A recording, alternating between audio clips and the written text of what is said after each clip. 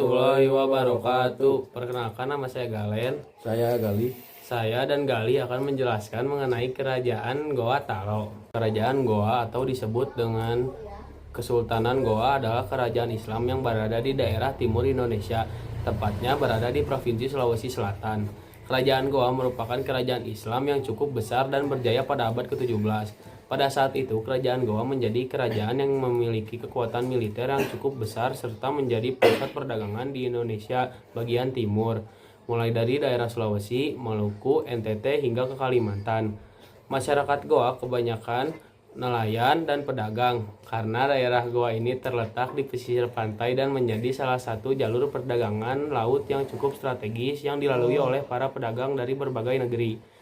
Salah satu pemimpin dari kerajaan Goa yang cukup terkenal dan menjadi pahlawan nasional adalah Sultan Hasanuddin.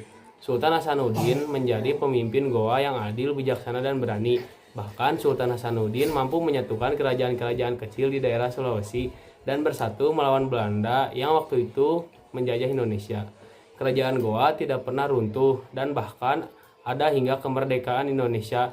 Setelah Indonesia memproklamasikan kemerdekaannya, Kesultanan Goa secara resmi juga bergabung ke Republik Indonesia dan berubah nama, bukan menjadi Kerajaan Goa, namun menjadi salah satu kabupaten di Sulawesi, yakni Kabupaten Goa. Kesultanan Talo adalah salah satu kerajaan suku Makassar yang terdapat di Sulawesi Selatan. Kerajaan ini berhubungan erat dengan Kerajaan Goa yang secara bersama-sama setelah Islamisasi persekutuan Kerajaan Goa Talo oleh para sejarawan disebut dengan nama Kesultanan Makassar. Kerajaan Talo berawal dari pertengahan abad ke-15, yaitu setelah wafatnya Raja Goa ke-6, Tonatangkalopi.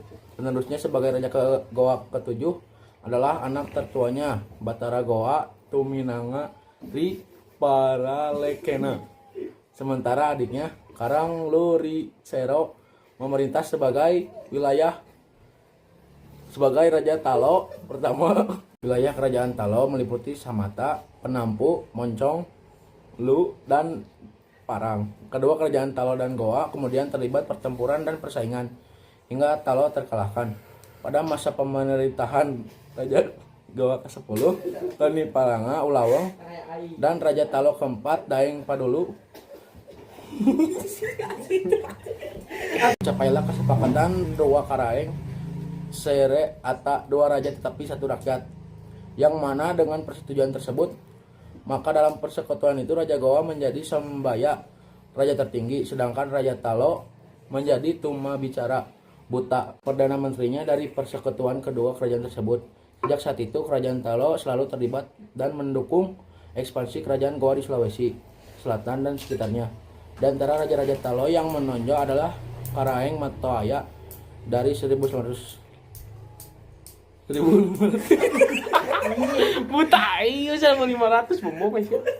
dari 1593 sampai 1623, dan anaknya Karaeng Patinggaloang dari 1641 sampai 1654 yang adalah para perdana menteri yang terpelajar dan Anda yang membawa Kesultanan Makassar pada masa kemasannya.